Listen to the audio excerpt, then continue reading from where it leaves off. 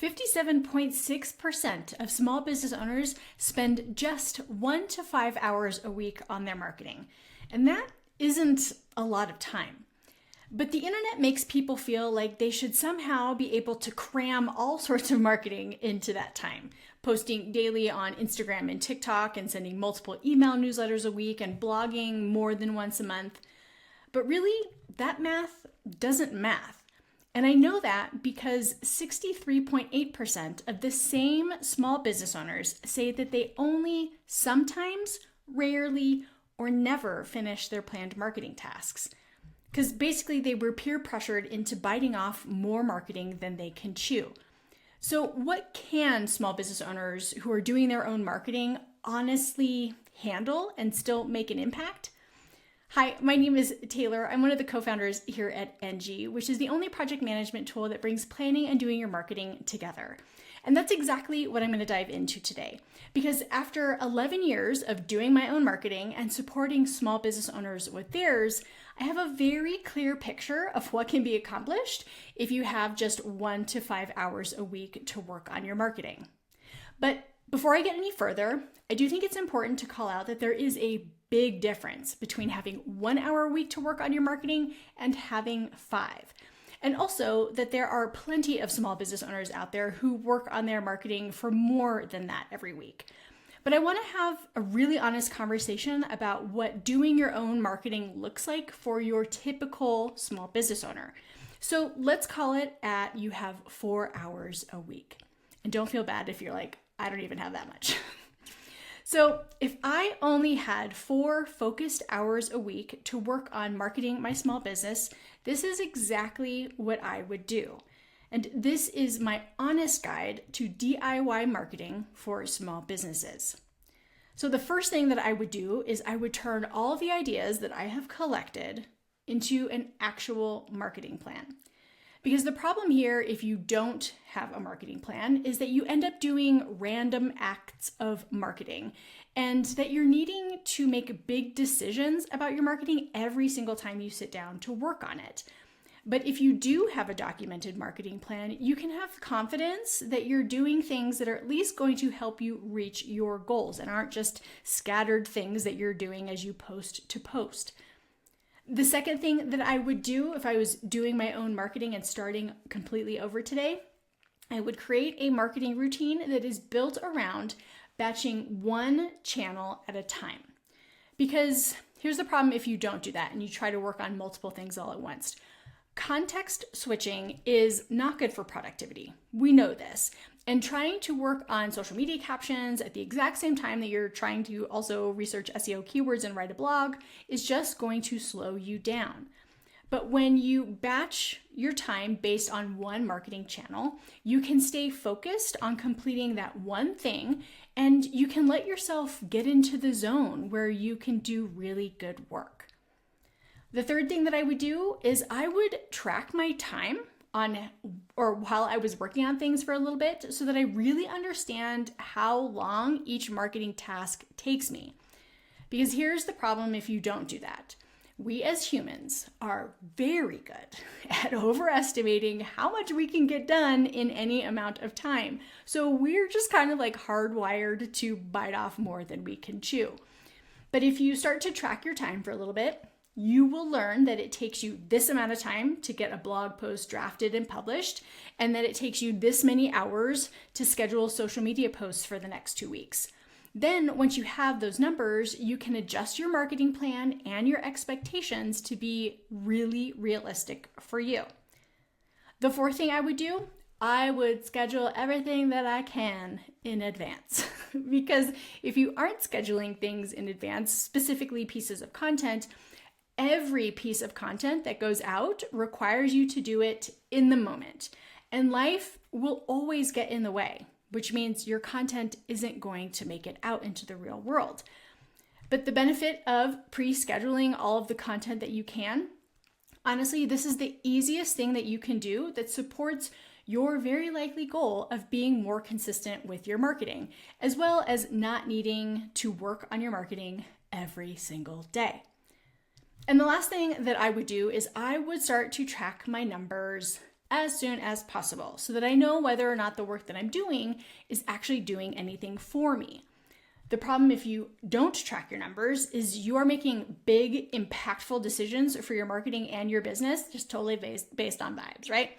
But if you start to track your numbers, you can use the vibes and your intuition plus your numbers to make the smartest decisions that you can so that you know that the work that you're doing is something you want to do more of or something you want to do less of.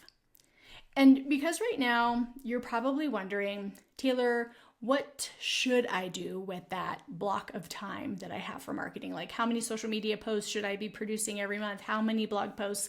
Let's talk about that because I definitely have advice to help you come up with the content part of your marketing plan.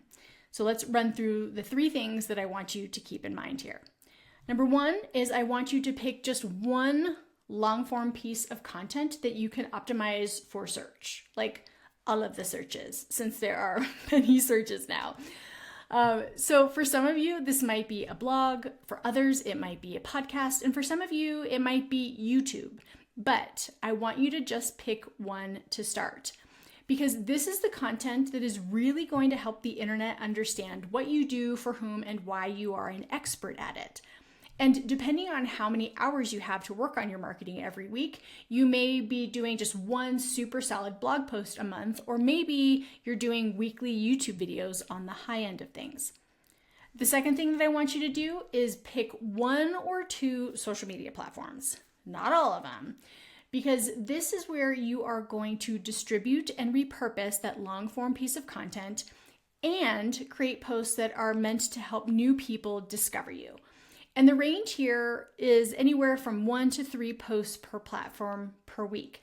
Again, depending on how much time you have to work on your marketing every week. And the last thing is, for most people, email marketing is a really good thing because this is one of the best ways that you can help people really get to know you and the value that you bring to the table. And it's also how you can control how often you're showing up in front of them. And the range here, realistically, we're talking 2 to 8 email newsletters a month. And remember, this is all based on how much time you've got. So let's talk through a real life example. And I'm going to use my personal brand of Tailored Media and Designs as the example. Now, each month I block one day that I use to get an entire month's worth of content created and scheduled. And yes, this is different than what I advise you to do, which is probably working on your marketing weekly or maybe twice a month. But this is how I have to do things as someone who's also in charge of making sure that all of Enji's marketing goes out, because this is in addition to all of that. So what you can see here on my Enji calendar is my content day that I have set as a recurring task on my calendar. And I've used the subtasks feature to make sure I know, hey, every time that I sit down and I have a content day, I've got to write a blog, I've got to schedule emails, I've got to schedule Instagram content and LinkedIn posts. So that just shows up, as you can see here, every month on the first Friday. So if I'm looking back at the one that just most recently passed, it's already done. I had left some notes to myself about things that I wanted to include in my email newsletters, but now you can, if I switch over to the content view on my calendar, you can see all of the content that I created and scheduled on that content day. So what I was able to accomplish in one 8-hour day, or if you are someone who works on your marketing in 2-hour chunks every week, this would be a pretty realistic view of what you could actually create during that time.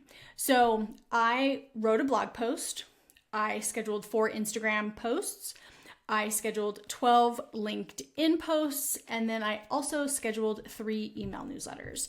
So you can see that here. So I've got 1, 2, 3 Instagram posts, one that I did not schedule using Enji because I wanted to use a trending piece of audio, but I've got my videos in here along with the captions, and they're scheduled to go out, and I was able to preview my feed if it's going to show up for me quickly enough, just to make sure that everything looked good. And it's not going to do that, so we're just going to move on. Maybe it's going to go quick. Nope. that's the fun thing about recording things live. But I have my 3 Instagram posts that I scheduled using Enji, and the one on the 22nd, I know because it's blank, I scheduled it natively in Instagram. Then I have my 12 LinkedIn posts that are all scheduled across the month. I have my note to self that all of my email newsletters got scheduled because even though I use Flowdesk as the email platform for my personal brand, I still want to know in one view what's all the marketing that's going to go out for Tailored Media and Designs in the next 4 weeks. So that's why I still put those on the calendar. Then I published a blog post that I used the AI copywriter to help me draft. So that's already said and done. And so that is through July 2nd. I have got all of Tailored Media and Design's marketing scheduled and ready to go. So I don't have to think about it until my next content day that is on July 3rd. So that is what an honest approach to marketing a small business looks like. Not weekly blog posts and posting on social media every single day to multiple platforms. Something that is manageable so that you can be consistent with it and still feel like you have a well-rounded plan that doesn't put all of your marketing eggs into one basket. And another honest thing, I use Enji to project manage all of Enji's marketing and my personal brand marketing because it is the best thing that keeps me organized and helps me check things off the list when they need to get done. As you saw, I use the marketing calendar to organize my plan. I use the AI copywriter to draft content that saves me a ton of time. I use the social media scheduler for my Instagram and LinkedIn posts. And I didn't show you, but I use the KPI dashboard to see what's moving the needle with my marketing every single month. So if you've made it this far and you're trying to figure out what you're actually going to do to get your marketing done, and you maybe need a different way because you don't want to just collect ideas for the rest of your life, you should give Enji a try. It's free for 14 days, no credit card is required, and you can get in there and use all of the tools to create a blog post and repurpose it into social media captions that then you schedule all from the same place. It's honestly the best because it was built specifically for small business owners like you who are doing their own marketing. And you can learn more at enji.co or the link that I've put in the video description below.